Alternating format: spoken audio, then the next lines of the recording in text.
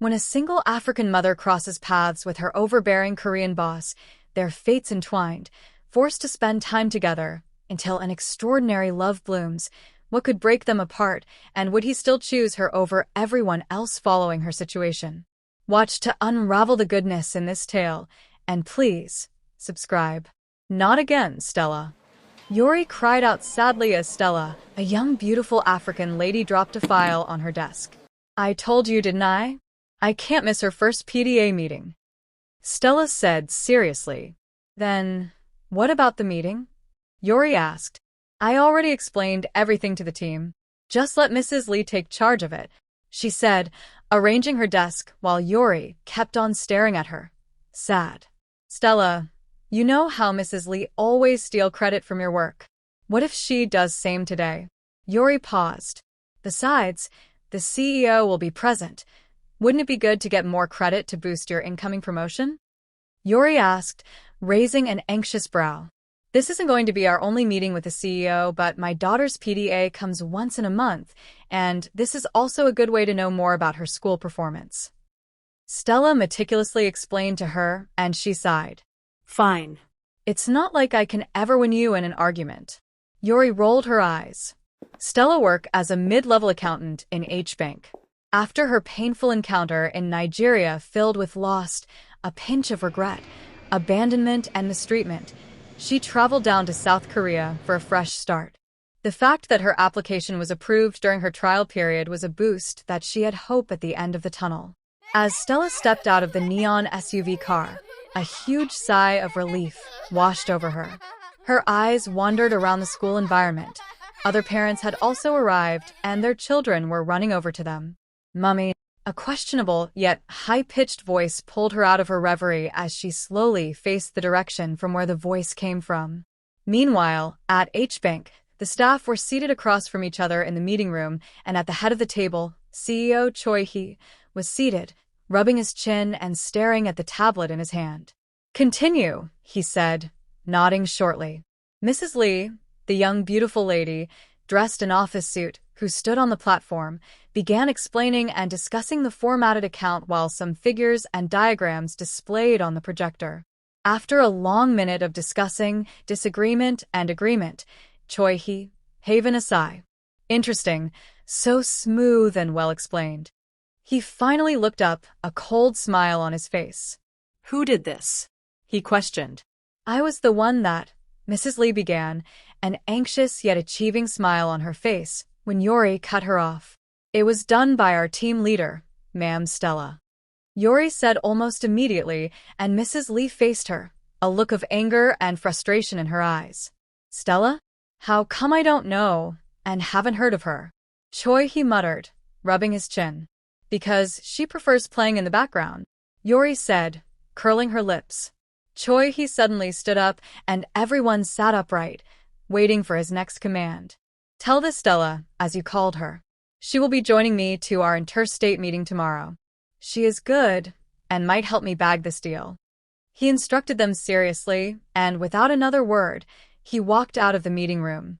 Stella hurriedly walked into the garage, her handbag, and files on her arms while holding a cup of coffee. Her phone continued ringing nonstop. She knew she was late, for the fact that it was her first time to meet with the CEO. Her first impression was bad. Just then, the coffee spilled on her outfit and the files scattered on the ground. Oh, wonderful! She gasped, looking frustrated as she bent down, attempting to pick them when someone quickly knelt before her, helping her pick up the files. She looked stunned. The handsome young man gathered the files and gave them to her, which she received. No doubt, his facial features were worth fantasizing upon. Thank you, she said through her stutter. Here, you are stained. He passed her a handkerchief, and when he noticed the stain wouldn't come off, he pulled his jacket and wore it on her shoulders. Sharp jolts of shivers rushed up her spine at his slight touch, and for the first time, Stella felt so stiff. She suddenly lost her sense of speaking when he smirked. Don't worry. You seem to be in a hurry. I can spare you my jacket. He paused, tucking his hand into his trouser pocket. By the way, my name is Choi Hee, just in case you want to return the jacket. He added calmly, and her jaw dropped. Choi-hee? Sir? She gasped in disbelief while he gave her a long look before speaking. Do you know me? He asked, raising an anxious brow. Stella quickly cleaned her hand and stretched it out. I'm Stella Martins, the mid-level accountant in H-Bank. She began while his gaze fluttered in shock. We were supposed to meet today for the interstate meeting. She informed him courteously, and he smirked. What a small world. I never expected the guru in my bank to be an African woman. Quite interesting, he said, nodding his head. Then he looked at his wristwatch. It's almost time. We need to leave, so as to arrive in time, he said. Your jacket, she trailed off nervously. We might as well pick up some new outfit for you, he said in what sounded like a whisper before entering the black confidential van. But I have my own car. Stella stopped speaking when she realized she was only talking to herself. With a deep sigh, she entered the van. The ride to the meeting venue was long, awkward, and mesmerizing. As much as both of them tried to stay professional, it was hard not to spare each other second glances and lust over each other when the other party wasn't looking. Sometimes, their eyes accidentally lock, which left them clearing their throats. So, what made you choose Korea? There are a lot of good banks and opportunities in Nigeria. Choi-hee broke the silence between them, and she faced him. Let's just say, this offer was the best, and I wanted to be far away from home. She sounded rash yet polite, and he nodded. Good one. He rubbed his chin, feeling nervous. Married? He didn't know when this question escaped from his mouth, and she shook her head. Divorced. She replied almost immediately, and for some reason, he didn't know why her statement made his heart jiggle. They arrived at Woori Bank, the venue for Choi-hee's meeting. They walked side by side in the bank lobby, all eyes on them. This was the first time they were seeing CEO Choi-hee publicly with a different woman. Stella felt their gazes, but cared less about it since that wasn't the reason for their visit. The meeting was tedious.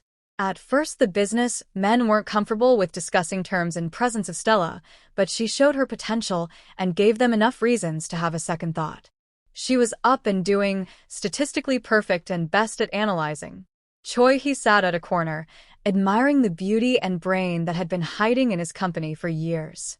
He wasn't just attracted to her, he wanted to bring her into his world and to know more about her. After the meeting, both parties reached a favorable agreement and they shook hands before departing. Tired, huh? Choi-hee raised an anxious brow as they sat beside each other in the van. It was already evening by the time they were done with the meeting. I have no right to complain, she said with a sharp shrug. Here. Choi-hee nervously pushed a paperback to her which she received, looking confused. This is, her eyes lingered from the bag, to him. I figured you must be hungry. Have something to eat, he said. A small smile crept on her lips as she nodded, slowly eating the bagels and other snacks he had gotten for her. A few minutes later, the ride was quiet and somehow, Stella fell asleep, unknowingly resting her head on his shoulder. Choi-hee noticed this and smiled. He took the moment to admire her just as much as he hadn't. Her long lashes, her small lips, straight nose. His Adam's apple glided at the sight of her calm demeanor. She was everything he had been looking for, but never gotten. His secretary, Kahun, stole a quick glance of his boss through the mirror and smiled. This was the first time he had seen his boss looking so contented and cheerful. Suddenly, the van stopped moving, and that was when his eyes wandered away from Stella. What happened? He whispered, obviously not wanting to wake Stella, who was having a peaceful sleep. I think we have a flat tire, Kahun reported. What? By this time, Choi-hee sounded annoyed. I will look for a hotel for the night, Kahun suggested. But what about her? He sounded worried, staring back at Stella, who was still sleeping. She will be fine, boss. I can't let you sleep in the van. The street is dangerous, Kahun said. And that was how Choi-hee found himself in the hotel elevator, carrying Stella in his arms, and when the elevator opened, they walked into the hallway, heading to the already booked hotel room. His mind twirled with different thoughts, while anticipating on what to come in that closed door. Choi-hee tucked his hand in his trouser pocket, thinking deeply when the door pulled open. It was Kahun, and he approached Choi, who stood in the luxurious penthouse living room. Boss. Kahun called his attention. Has she left? He asked. Yes, some couple of minutes ago.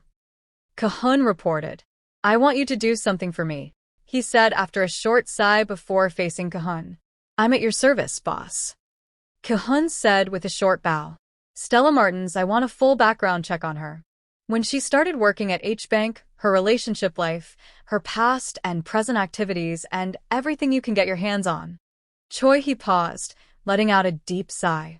I need these details as fast as possible, he instructed. I will be on it, boss. Kahun said. Choi, he was once again left alone in the living room. He rubbed his chin, thinking deeply. That night, he was so drawn to her and almost did something unthinkable. She had this charm that magneted him and made him lose his senses. He wanted everything about her, but why was he feeling so reluctant to grab it? Or would she push him away? Mama. Clara, the beautiful young daughter of Stella, jumped out of the sofa, looking excited. I waited for you all night. Clara grumbled as Stella embraced her tightly. To Stella, her daughter was the reward she got for her 6 years of pain and mistreatment, and Clara was one person she doesn't joke with. Clara had painted her world purple right from the day she was born, so Stella's only aim was to make sure her daughter had everything, as long as it was attainable. I'm sorry, my Pookie. The meeting took longer than expected and I couldn't make it home on time. She quickly explained to her child. It's all right, Mama. I was waiting for Ma'am Han, but thank goodness you are here. Clara faced her. Will you drive me to school today? Clara asked, forcing out a frown, and Stella smirked. Anything for my little Pookie. They laughed as they walked into the bedroom, holding hands. The following week has been a whirlwind of events and activities. Stella had been busy with work and also trying to make her child happy, while Choi Hee, on the other hand, had dedicated his time trying to win Stella over, gain her attention even after so many failed attempts. One evening, Stella was working late when Choi Hee saw her and approached her in her workspace. The workspace was somewhat quiet as most staff had closed for the day. You are still here, his voice called out to her as she stopped typing on the keyboard and faced his direction. Good evening, sir. She greeted. Just trying to round up, she added. How about taking a break? Guess you must have been seated for hours, he suggested, clearing his throat, and she nodded. True, she said. Coffee? He asked, raising an anxious brow. Choi Hee and Stella leaned on the kitchen counter, drinking their coffee in the break room. The silence between them was awkward as none of them made a sound. Choi Hee struggled with a lot of unanswered questions in his heart until he got the courage and spilled. So, you said you were divorced. He sounded so nervous and trailed off. Stella just nodded with a short sound. Why? I mean, you must have married for love or something. He was obviously beating around the bush, which only made Stella laugh. My past marriage wasn't worth fighting for. It had a lot of abuses, both intentional and unintentional, mistreatment, disregards, betrayal, and so many. She began. Because I know my worth, I had to walk away before I die. She added conclusively, and he nodded. True. I'm so sorry for bringing up your past, he said sadly. Oh, it's nothing. I'm already done drooling over it. It's been 6 years already, she said, flashing him a smile. So, are you ready to start again? He asked suddenly, after a brief pause, and they locked gaze. Words unexpectedly went missing as she gripped the coffee cup. Well, if I see something worth my time and serious with me, she said, biting her lips. Choi, he dropped the coffee cup and approached her. And what if that person is me? Will you accept it? He asked, closing the gap between them, his arms slowly grabbing her thin waist. Stella felt stiff. This was definitely a dream. Are you joking? She asked, letting out a short chuckle, and he shook his head. No, I mean it. Maybe not too deep, but I like you and want to try something with you. Since I met you, I can't think straight. I can't. Choi, he kept rambling with words when Stella made the first move and sealed his lips with a tight kiss. They remained that way for a while until she pulled away. He stared at her in astonishment. Me too. She finally spoke, and his eyes glinted with sparks of admiration. I think I'm... Choi, he was suddenly cut off by the ringing of his phone, and when he saw the caller, his mood changed and he stepped away from her. Are you okay? She asked nervously when she noticed the sudden change in his expression, and he shook his head, quickly flashing her a forced smile. There is a bit of an emergency, and I'm afraid I must leave, he said coldly, and she nodded skeptically, with suspicion lingering in her chest. Anxiety lanced on his face as he walked into the penthouse living room. Oh, darling, you are here.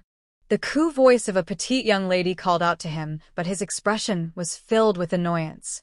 What are you doing here? He asked almost in anger. What does it look like? You refuse to take my calls.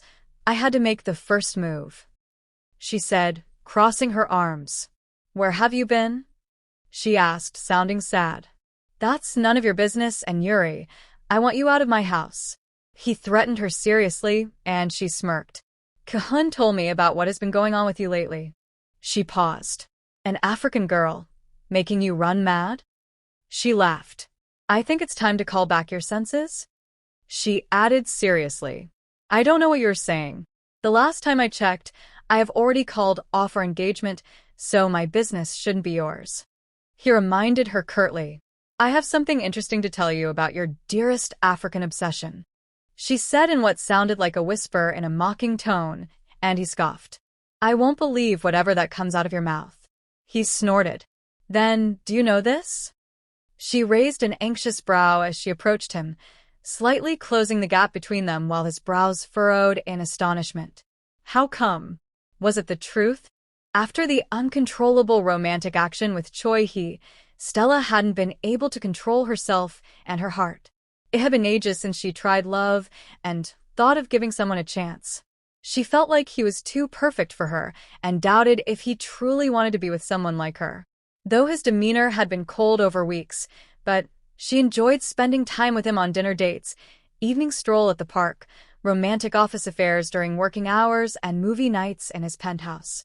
She was the one always leading him on, and she noticed how reluctant he was, yet she pushed it aside because loving again felt so warm. That evening, standing at the bus stop, she gripped her purse, her heart beating rapidly with different thoughts and what was to come that evening. She had decided to tell Choi Hee everything about herself. If they were going to be in a real relationship, there had to be little or no lies. Just when she was about to step into the taxi, her phone beeped, and it was a message from Choi Hee. A big smile formed on her face, but it faded shortly when she saw the content. I'm sorry, let's meet some other time. Something came up. Stella couldn't explain or express how she felt. Broken? Sad? Embarrassed? Especially since she had taken her time to dress and prepare herself for what was to come. And just like that, Choi Hee changed. She would visit his office, but he was never around.